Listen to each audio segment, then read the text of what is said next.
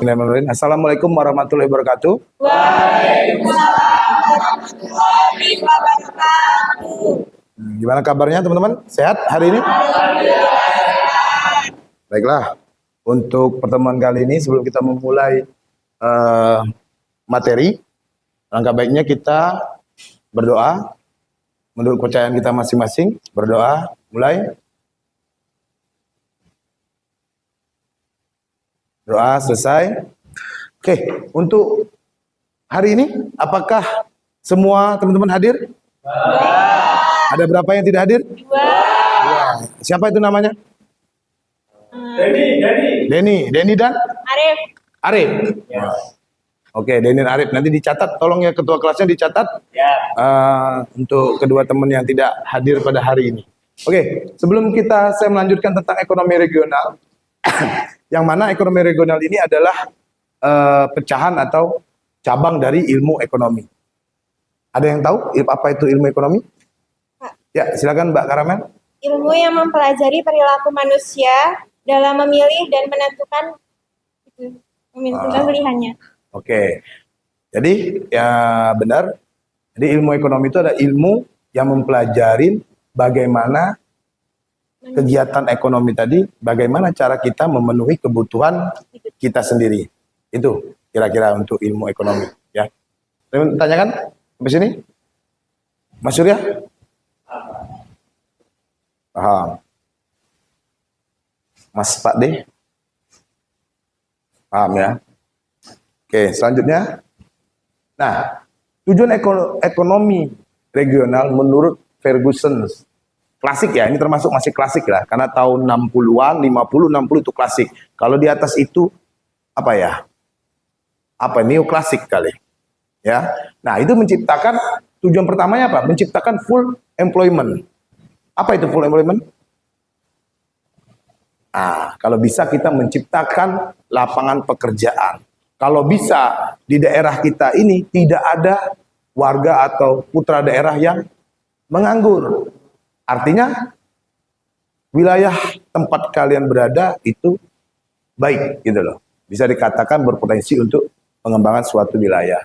Yang ketiga, adanya ekonomi growth. Artinya pertumbuhan ekonomi. Adanya pertumbuhan ekonomi. Kalau kita ingin pemekaran atau pemecahan desa, ya kita harus pikirkan itu.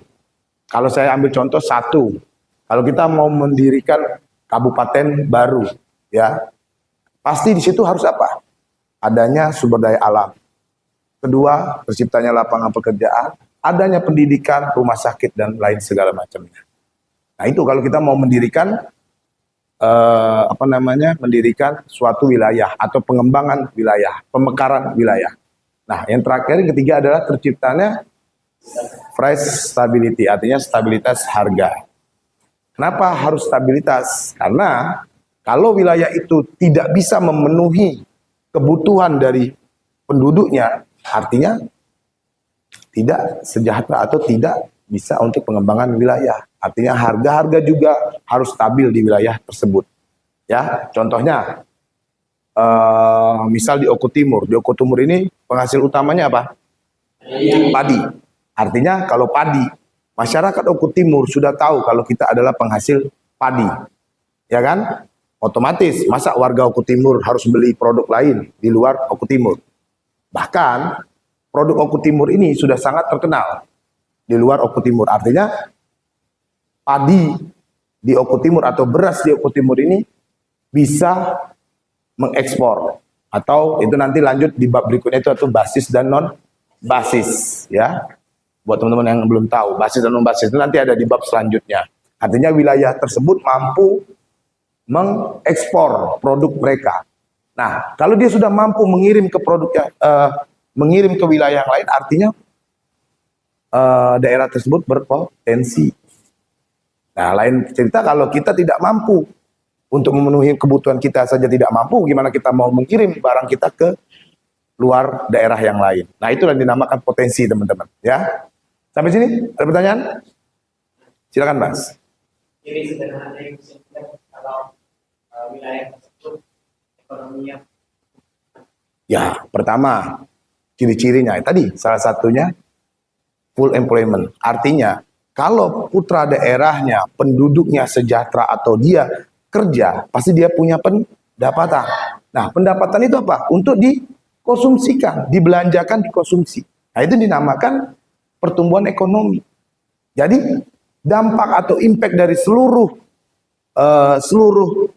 pengusaha atau usaha yang ada di sekitar kalian pasti saling berhubungan.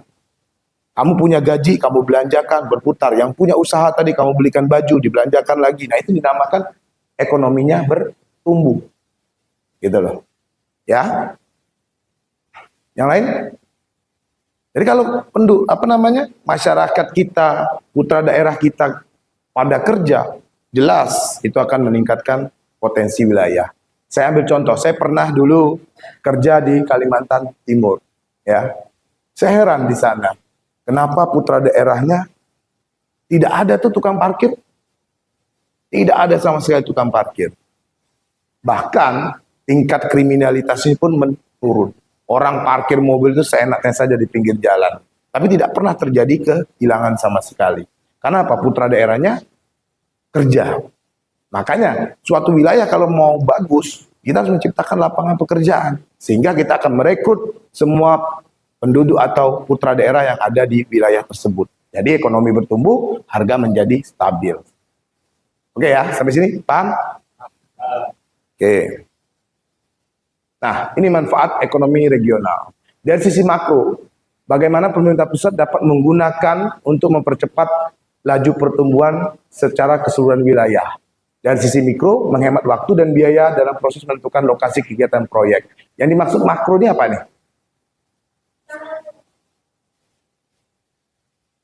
Kan teman-teman sudah ngambil kan makro dan mikro. Nah, apa maksudnya ini? Dari sisi makro. Apa? Mbak Mei? Menyeluruh. Ya, makro itu terpusat. Dia harus terkonek dengan mikro. Yaitu mikro di sini apa? Pemerintah daerah. Kalau makro dari pemerintah pusat. Apa contohnya ini? Coba dipahamin dulu kalimatnya. Mempercepat laju pertumbuhan secara keseluruhan wilayah. Contohnya, akses jalan tol. Ya kan? Pemerintah mendukung itu. Kenapa pemerintah mendukung itu? Dengan dibangunnya akses infrastruktur, artinya mempercepat laju pertumbuhan ke seluruh wilayah. Akses menjadi lebih cepat, biaya pengiriman menjadi murah, sehingga tidak numpuk. Coba bayangkan kalau Oku Timur tahun berapa jalan hancur? Nah, yang hancur itu masuk mana? Jalan provinsi. Itulah. Provinsi bagian dari makro sebenarnya. Nah, makanya dengan jalan bagus, akses menjadi mudah, pengiriman barang menjadi lebih cepat, ongkirnya menjadi lebih murah. Nah, dari sisi mikro, apa? Menghemat waktu dalam menentukan lokasi kegiatan. Dengan akses didukung dari pemerintah pusat, artinya para pengusaha kecil menikmatin dari pembangunan infrastruktur. Jadi dia juga bisa enak berbisnisnya. Dia bisa menentukan wilayahnya secara efektif untuk usahanya. Oke, sampai sini? Paham? Yang lain? Sebelum lebih lanjut, nih.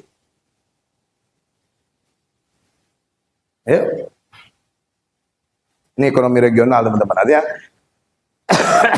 dasar dari ekonomi regional ini teman-teman harus paham dulu ilmu ekonomi.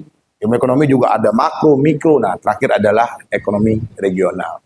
Banyak yang akan bisa kita kupas atau kita kulik dari ekonomi regional.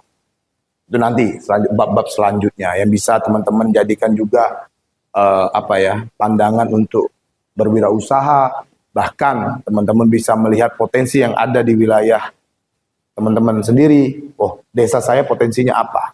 Kembangkan itu. Jadikan itu menjadi peluang bisnis buat kalian. Nah, oke? Yang lain? Mana tuh? Paham? Oke, lanjut. Nah, ini perbedaan ilmu ekonomi regional dengan ilmu ekonomi pembangunan.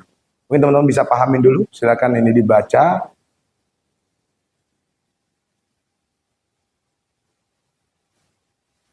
Ini ada kurang membicarakan perbedaan wilayah, membicarakan perbedaan wilayah. Mencakup seluruh wilayah dari satu negara, hanya berbicara bagian tertentu. Artinya, kalau pembangunan ini kan kita berbicara seluruh pembangunan, membangun ekonomi. Tapi kalau regional hanya satu titik terfokus. Mana yang akan kita bangun? Makanya kalau saya bercerita sedikit, Sumatera Selatan ini katanya akan mecah menjadi beberapa wilayah akan diambil, salah satunya Linggau, Pali itu, mungkin Muara Tara itu akan menjadi provinsi sendiri, provinsi Sumatera Tenggara kalau nggak salah. Jambi sebagian, Bengkulu, Padang diambil sekitar Bukit Barisan. Nah kalau untuk Sumatera Selatan sendiri, Oki, Kabupaten Ogan Komering Ilir itu akan dipecah menjadi dua. Kabupaten Pesisir Barat dan Kabupaten Tugu Mulyo itu Masuji. Nah, Oki sendiri akan menjadi kota, Pemkot. Tahun 2099 apa 2000 saya lupa. Oku Timur ini kan juga pecahan dari Oku Induk, ya kan? Pecah menjadi dua, Oku Timur dan Oku Selatan. Nah ini SK-nya kabarnya sudah ada, tinggal nggak tahu kapan akan terrealisasi. Karena dalam memecah wilayah itu tidak hanya dilihat dari sisi potensi saja, ternyata harus ada dukungan politik di dalamnya. Kalau tidak ada dukungan politik, artinya tidak bisa untuk disahkan menjadi wilayah baru atau pemekaran wilayah baru. Nah, terus yang ketiga ini membahas tentang moneter, fiskal, impor-ekspor, dan bagian kebijakan. Yang di sini membahas pengaruh pembangunan kota, arah perpindahan modal, tenaga kerja, arus barang atau uang dalam suatu wilayah. Kalau ilmu ekonomi di sini kita akan berbicara, kan sudah belajar kemarin moneter, fiskal, udah paham itu? Ekspor impor, ini dari sisi makro. Ini dari sisi mikro. Ya. Makanya di sini lebih fokus kepada satu titik potensi wilayah saja. Makanya di sini berisikan rumus aplikasi normatif sains. Artinya normatif secara normatif. Ya, keilmuan normatif. Oke, sampai sini pahamin dulu teman-teman. Sebelum kita lanjut, inilah perbedaan dari ilmu ekonomi pembangunan dan ekonomi regional. Silakan, ada yang bertanyakan di sini? 4 perbedaannya. Ya. Itu kan di dalam bangunan pada poin pertama kurang membicarakan wilayah. Maksudnya kurang membicarakan perbedaan wilayah itu, dia lebih umum, Mas. Karena kita berbicara, kalau kita berbicara pembangunan, hanya berbicara ekonomi secara makro mikro. Tetapi di mana ilmu ekonomi sendiri kan dipecah lagi. Makro kita berbicara ini, kalau mikro berbicara UMKM. Nah, kalau berbicara membicarakan perbedaan wilayah, dia tidak membacu ke situ. Karena tujuan dia adalah ekonomi secara keseluruhan, membangun ekonomi. Tapi kalau ini lihat, membicarakan perbedaan wilayah, dia akan berbicara, oh wilayah A, wilayah B itu berbeda. Syukur-syukur wilayah A dan wilayah B ini mempunyai potensi yang berbeda. Contoh, kalau kita nanti di bab selanjutnya ya, saya singgung sedikit, basis dan non basis. Misalnya Oku Timur wilayahnya adalah beras. Sedangkan Muara II, Oku Selatan apa potensinya? Kopi. Itu bisa menjadi tukeran. Bisa saling substitusi atau silang. Jadi kita mengekspor ke beras ke Muara II mengekspor kopi ke kita. Nah itu yang dinamakan basis. Makanya sangat membicarakan perbedaan wilayah. Kita harus mencari tahu potensi wilayah ini apa-apanya harus kita tahu. Sehingga kita bisa melakukan kerjasama atau melakukan membicarakan ke depannya. Makanya di situ disebutkan membicarakan perbedaan wilayah. Lebih kepada potensi.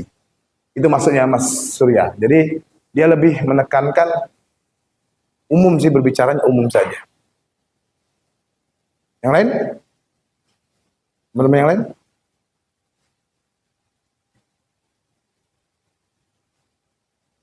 Oke, kalau nggak ada saya lanjut ya. Nah, ini bentuk wilayah dalam analisis ekonomi regional. Di sini ada 4, wilayah homogen, wilayah nodal, wilayah administratif, dan wilayah perencanaan. Nah, di sini yang 3 saja yang menjadi sorotan kita. Wilayah homogen itu apa? Yang bisa bantu saya? Ya. Wilayah yang sama atau artinya dalam hal sumber daya alam yang Sama atau satu jenis. jenis. Oke. Yang lain?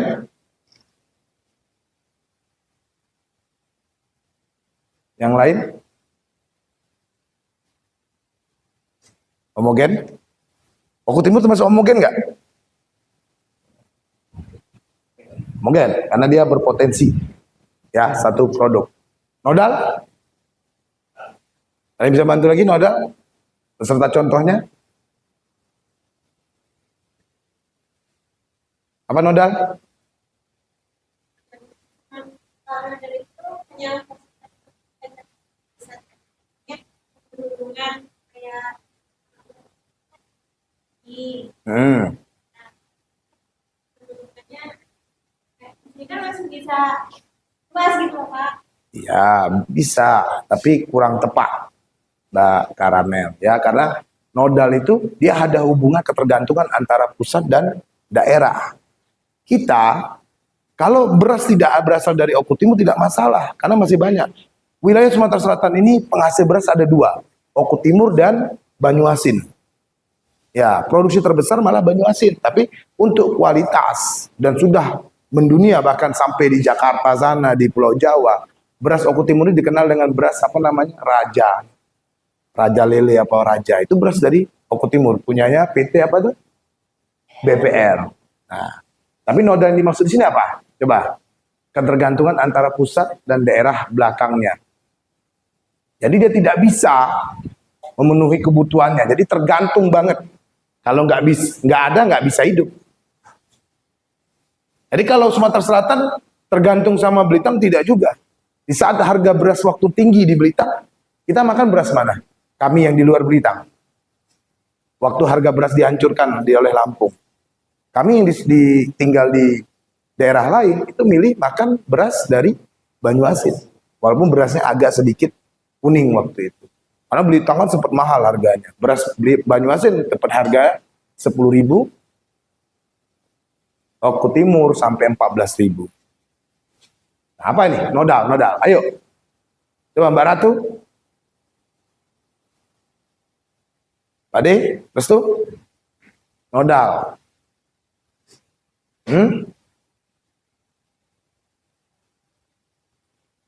Memiliki ketergantungan antara pusat dan daerah belakangnya. Apa sih? Ada misalnya daerah seperti Pagaralam, potensi wilayahnya kan baik dengan wisata. Mungkin dia dibutuhkan daerah seperti timur yang mana tadinya itu tinggi dan bisa seperti lainnya. Pagaralam, karena Pagaralam adalah kota wisata. Bisa. Jadi nodal itu antara pusat dan belakangnya, artinya antara pusat dan kabupaten lainnya ngikut ketergantungan, tidak bisa lepas dari wilayah tersebut. Apa? Hasil bumi. Selain hasil bumi pertanian apa? Contoh itu Muara Enim, tambang batu bara. Itu tidak bisa lepas dari pusat. Ya, walaupun kita ada BUMD, tapi BUMD itu pasti di bawah naungan BUMN. Artinya nodal ini kalau menurut saya lebih kepada hasil-hasil bumi seperti tambang, baik timah, batu bara. Itu keterikatan mereka sangat kuat antara pusat dan belakangan. Ya, terus administratif seperti apa contohnya? Administratif. Hah? Administratif. Apa? Cindy? Pas, Cindy pas. Apa administratif?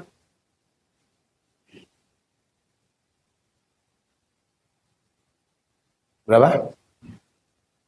Wilayah yang dimana warganya akan melakukan akan mengurus ya ke satu wilayah.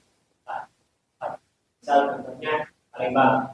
Nah, daerah-daerah belakangnya kita ingin mengurus seperti dasi Ya, harus ke Palembang. Palembang. Ya, benar. Benar itu Mas Surya. Tapi lebih dekat lagi contohnya seperti UPTD. Ngapain kita mau ngurus pajak dan lain-lain ke Martapura, sedangkan di Blitar ada. Benar nggak? Itu administratif. Jadi segala pengurusannya itu bisa diwakilkan atau didirikan di tempat yang lain yang dianggap berpotensi. Artinya Blitar ini punya potensi. Contoh lain apa? Prabu Muli. Dulu sebelum mekar, Prabu Muli itu pecahan dari Muara Enim. Sebelum mekar dia menjadi apa? Kota administratif.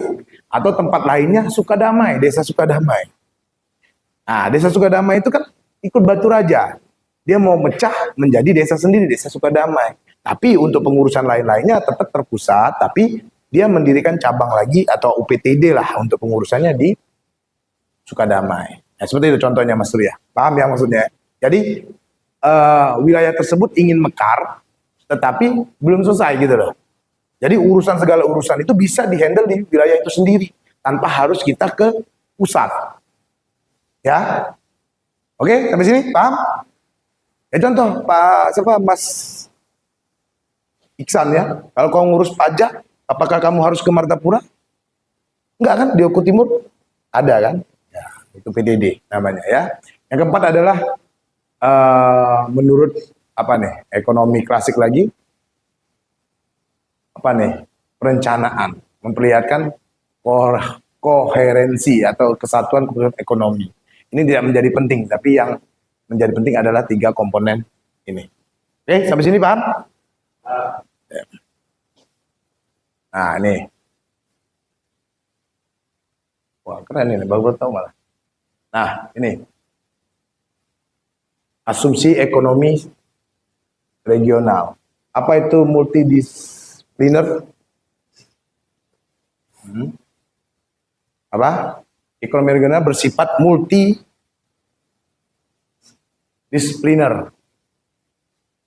Jadi sifatnya multidisipliner, asumsinya dianggap tetap atau kateris paribus. Apa multidisipliner? Mas Restu? Oke? Apa? Ya, silakan Mas. Itu di mana dia memperlukan ilmu-ilmu di belakangnya atau untuk menyelesaikan permasalahan ada ilmu. Ya, multi harus banyak cabangnya, ya. Artinya ilmu ekonomi regional itu adalah pecahan dari semua ilmu. Tapi dia dianggap, kalau asumsinya dianggap konstan atau ceteris paribus, ya, atau tuh dianggap sama. Nah, ini jika harga daging naik, kuantitas daging yang diminta mengalami penurunan. Artinya apa itu? Apa?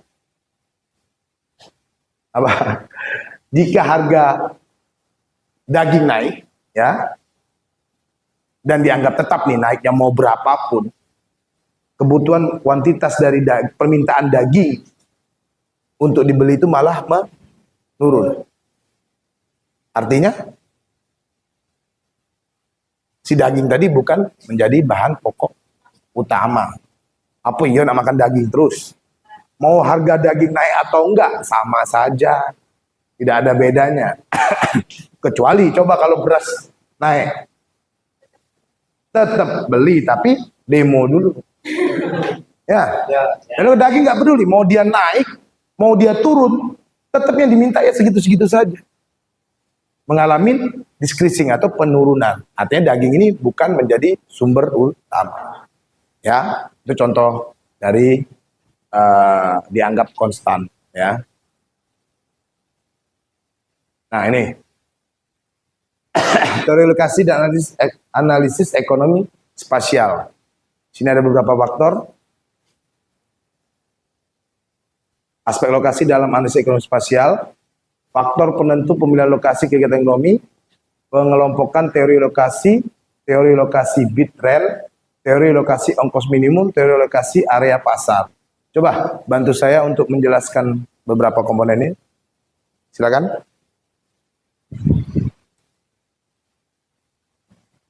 Ayo, Mas.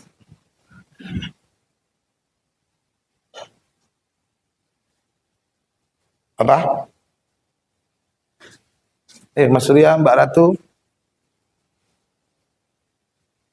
Mas, apa itu maksudnya? Aspek lokasi dalam analisis ekonomi spasial.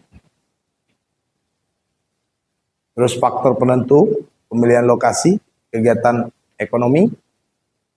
Apa selanjutnya? Nah, inilah.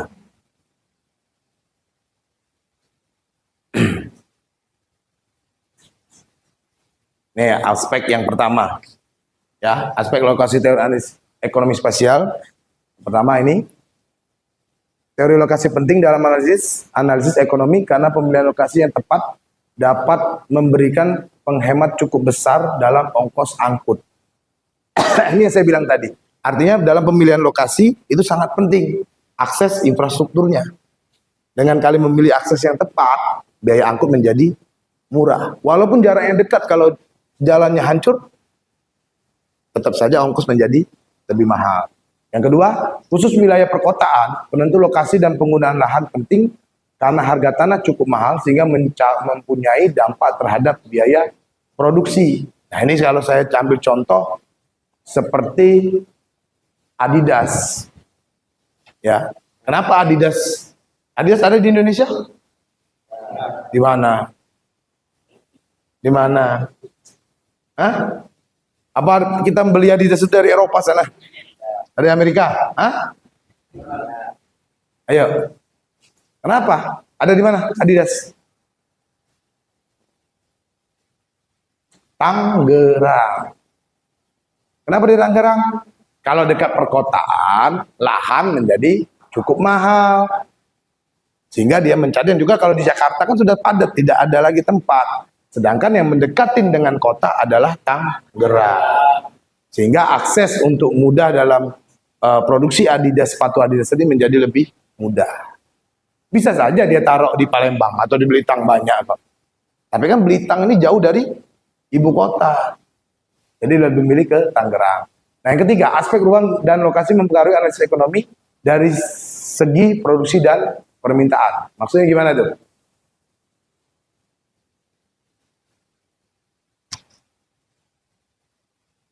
Apa itu maksudnya?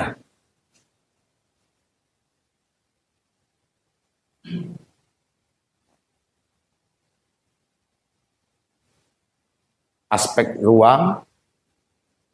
ruangnya, analisis ekonomi dari segi produksi dan permintaan. Jelas, tadi kan sudah kita berbicara produksi dari apa tadi?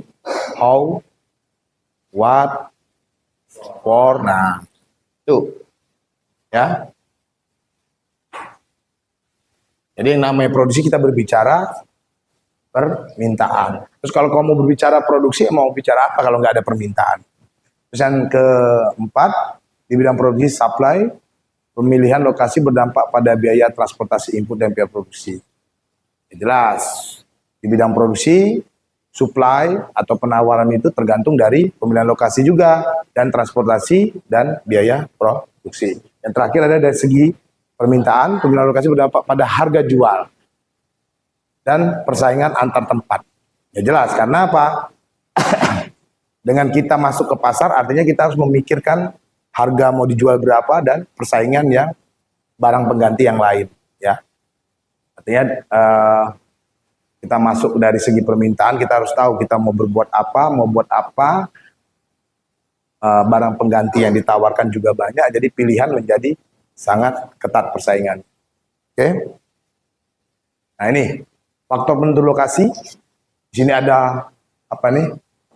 Ongkos angkut, perbedaan upah antara wilayah, keuntungan, aglomerasi, konsentrasi permintaan, kompetisi antar tempat, harga dan sewa tanah. Ini adalah 6 komponen dalam penentuan pemilihan lokasi ya. Nah, pengelompokan teori lokasi, di sini ada lokasi Bitren, teori ongkos minimum, teori lokasi area pasar. Nah, coba nih, ada yang bisa bantu Bitren apa nih, Mas?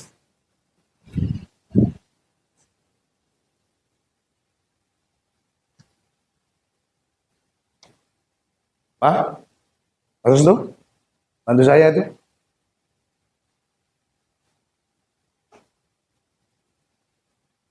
Apa?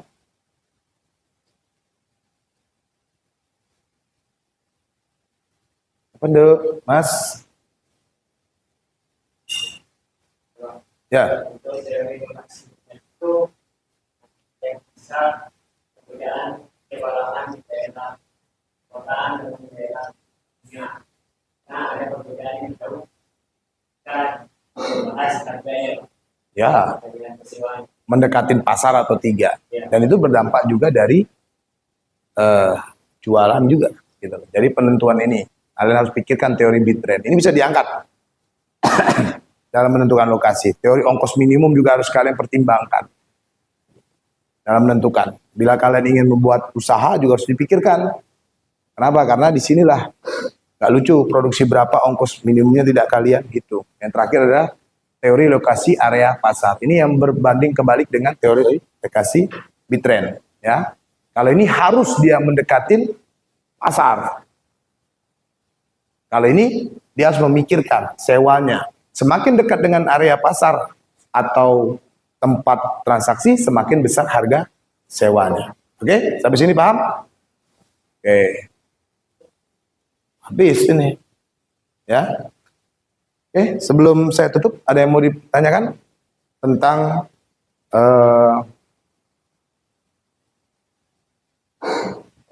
tentang ekonomi regional? Ada yang ditanyakan?